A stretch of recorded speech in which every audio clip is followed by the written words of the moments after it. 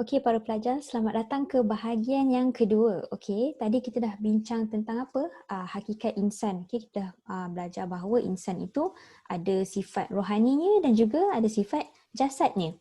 Okey, sekarang kita nak tahu apakah tujuan manusia itu diciptakan. Okey, so di sini kita akan bincang daripada beberapa sudut agama yang berbeza. Okey, pertama sekali kita tengok dahulu iaitu dari sudut pandang agama Islam. Okey, tujuan ataupun matlamat penciptaan insan menurut agama Islam adalah untuk menjadi hamba dan juga khalifah.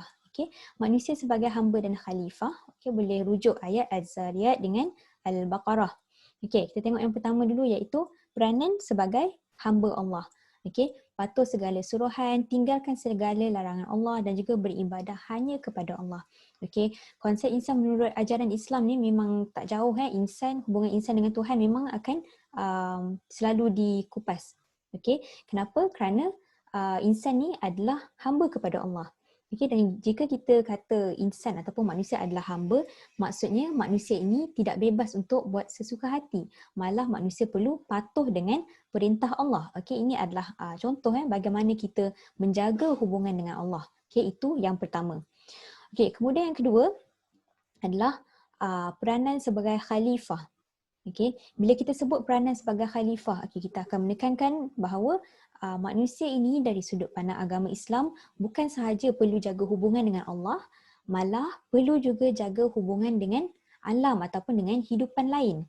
Okey, apakah itu khalifah? Khalifah adalah wakil Allah di muka bumi. Okey, di mana kita tahu bahawa manusia, semua manusia bertanggungjawab untuk mengimarahkan muka bumi ini ataupun untuk menjagalah muka bumi ini.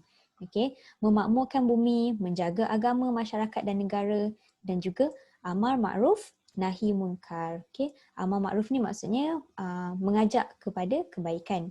Okey, nahi munkar ni maksudnya menghalang daripada keburukan ataupun kejahatan. Okey, dan daripada sini kita belajar bahawa jika kita sebut tentang menjaga hubungan dengan alam ataupun dengan kehidupan lain, maksudnya kita tidak boleh buat sesuka hati ataupun mengeksploitasi alam sekitar.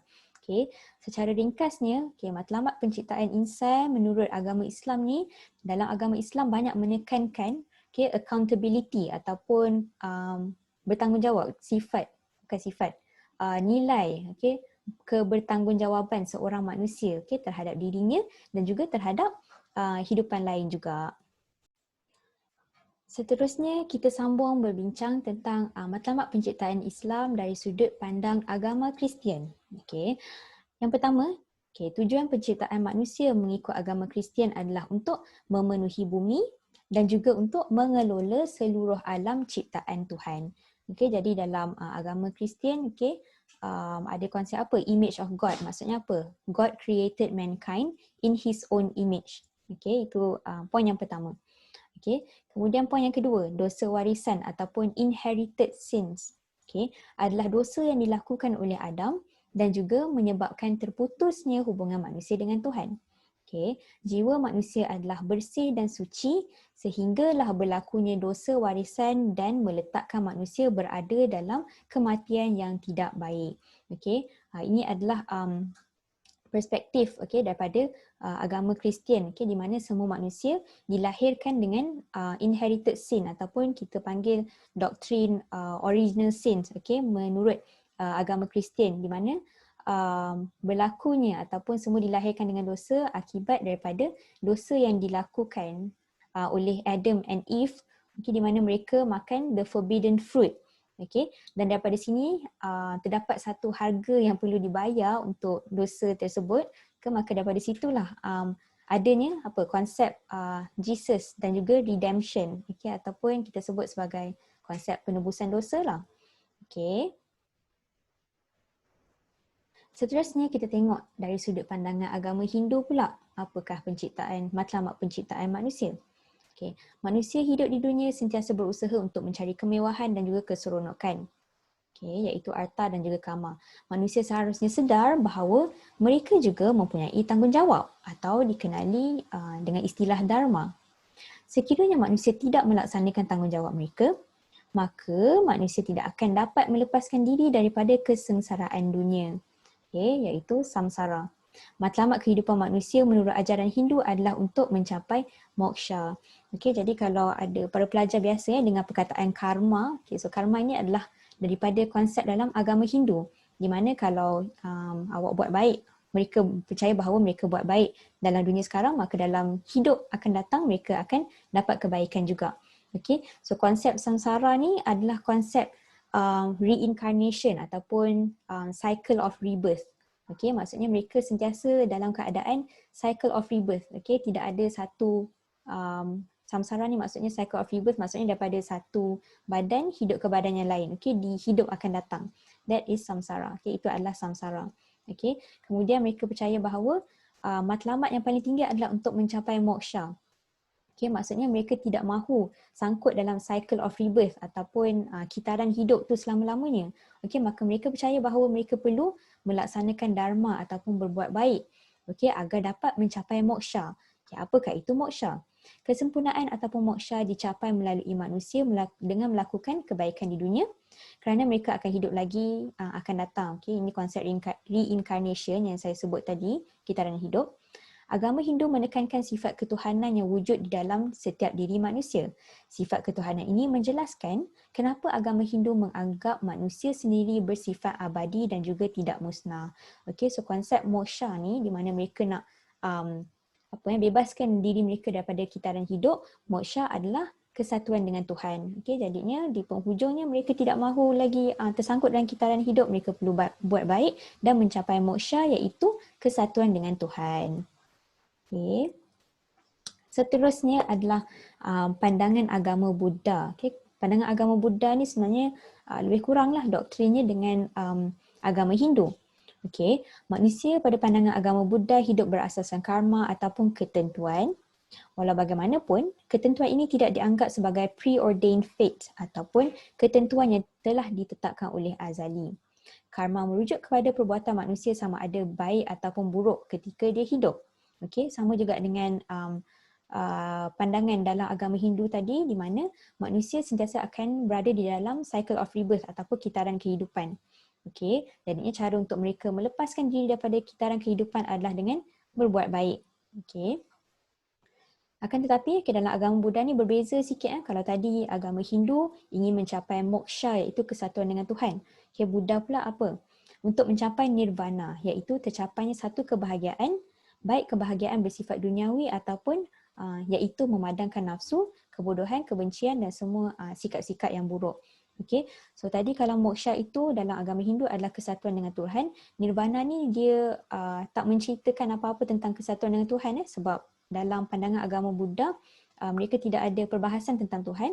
Okey, cumanya tercapainya nirvana ini adalah satu state ataupun satu keadaan di mana manusia dapat melepaskan diri daripada segala keburukan ataupun kesengsaraan dalam hidup. Okey, itu adalah konsep nirvana. Okey, tercapainya satu kebahagiaan. Kemudian pandangan Confucianism iaitu berbentuk, Confucianism adalah berbentuk set idea-idea dan bukan bersifat wahyu agama. Okay, so fahaman Confucianism ni lebih dikenali sebagai falsafah lah, bukan agama. Okay. Ajaran Confucianism menekankan bahawa manusia agung mestilah mempunyai sifat yang penuh dengan kasih sayang dan segala pergerakannya bebas daripada penyelewengan dan juga sifat kekerasan. Manusia dianjurkan untuk mengikut prinsip-prinsip etika di dalam hidup. Okay, so pandangan Confucianism ni adalah berasaskan seorang scholar ni yang bernama Confucius. Okay, sebab itulah Confucianism ni lebih dikenali sebagai set idea dan bukan ajaran agama.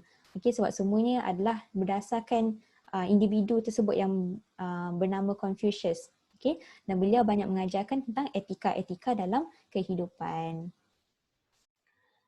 Baiklah, seterusnya kita nak bincangkan, kita bincang tentang matlamat hidup manusia. Sekarang kita nak bincang ke manakah manusia akan pergi selepas hidup di dunia ini. Yang pertama ini adalah daripada konteks ajaran agama Islam.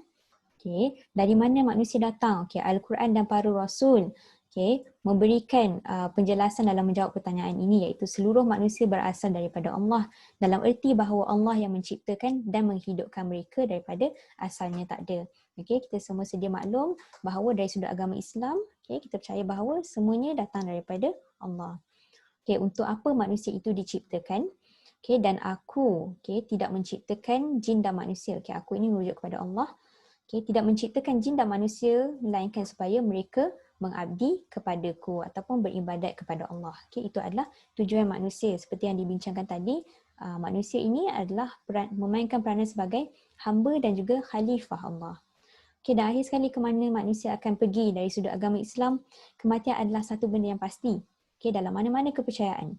Dalam Islam, kematian adalah pintu yang memisahkan antara alam dunia dan juga akhirat dan merupakan tempat pembalasan di atas apa jua amalan semasa hidup di dunia.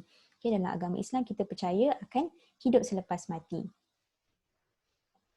Okay, seterusnya menurut agama Kristian pun sama juga, di mana menurut ajaran Kristian juga percaya akan hidup selepas mati. Okay, kematian adalah peralihan daripada status hidup kepada status tidak hidup. Orang yang meninggal bukan lagi jiwa yang hidup sebagaimana statusnya sejak ia tercipta.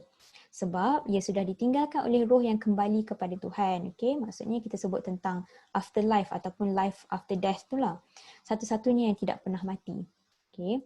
Dalam perjanjian baru ataupun disebut sebagai New Testament dalam kitab Bible, kematian paling sering muncul dalam konteks kebangkitan dan bukanlah konteks kebinasaan. Okay, mungkin maksudnya adalah kebangkitan selepas mati. Okay, seterusnya kematian dalam agama Hindu. Okay, mungkin dah disebutkan tadi, di mana matlamat mereka adalah untuk mencapai ataupun meraih moksha, di mana mereka mahu bersatu dengan Tuhan. Okay. Selagi mana tidak mencapai moksha itu, selagi itulah mereka sentiasa dalam kitaran kehidupan. Okay. Atman, jiwa tidak akan mengalami kematian. Okay, betul lah kita kata soul tu bagi mereka tidak akan mengalami kematian kerana hanya akan sangkut dalam cycle of rebirth ataupun kitaran kehidupan. Kematian hanya akan berlaku kepada sifat fizikal manusia sahaja. Okay. Jiwa seseorang akan sentiasa hidup dan merasai suka dan duka, bahagia dan derita, dan akan terbabit dengan hukum karma. Iaitu jika seseorang dalam agama Hindu buat baik, maka dalam hidup, kitaran kehidupan yang seterusnya akan mendapat perkara yang baik. Kemudian dalam agama Buddha, kematian dalam pandangan Buddhism bukanlah akhir dari segalanya. Kematian hanyalah bererti putusnya seluruh ikatan yang mengikat kita terhadap keberadaan kita sekarang. Dalam agama Buddha, kematian tidak dapat dipisahkan daripada kelahiran, dan juga sebaliknya, di mana setiap yang mengalami kelahiran akan juga mengalami kematian. Jadinya konsep dalam agama Buddha pun sama. Akan tetapi Buddha ni tidak menerangkanlah selepas mati itu ada afterlife, ada hidup selepas mati atau tidak. Kerana apa? Agama Buddha hanya menerangkan bahawa jika seseorang dapat membebaskan diri daripada kehidupan, kitaran kehidupan, maka beliau akan mencapai nirvana, iaitu kebahagiaan daripada segala kesengsaraan hidup. Akhir sekali, kematian menurut agama Confucianism. Tidak pernah mengkaji sebarang perkara yang melibatkan kematian ataupun ilmu ghaib. Macam yang saya sebut tadi bahawa Confucianism ni bukanlah macam agama, akan tetapi ia lebih kepada set ajaran. Ajaran yang didatangkan oleh seorang individu yang bernama Confucius. Dan Confucius ni tidak banyak membincangkan hal-hal ghaib. Apatah lagi nak membincangkan tentang hal-hal selepas mati. Akan tetapi beliau banyak membahaskan tentang etika-etika bagi manusia untuk hidup di atas muka bumi. Chunzi merupakan matlamat utama dalam ideologi kemanusiaan Confucianism. Chunzi maksudnya apa? Seorang yang mempunyai peribadi yang agung dan juga budiman. So kita dah selesai membincangkan tentang pertama sekali tentang asal-usul insan, kemudian tentang hakikat insan, dan akhir sekali kita bincangkan tentang di manakah manusia akan pergi. So kita dah selesai membincangkan daripada banyak aspek agama yang berbeza ataupun fahaman yang berbeza. Jadinya untuk perbahasan yang selanjutnya, untuk bab yang keempat, insya-Allah kita akan sambung pada minggu hadapan. Jadi kita selesai di sini saja untuk bab yang kedua, bahagian yang kedua untuk topik yang keempat. Sekian, terima kasih.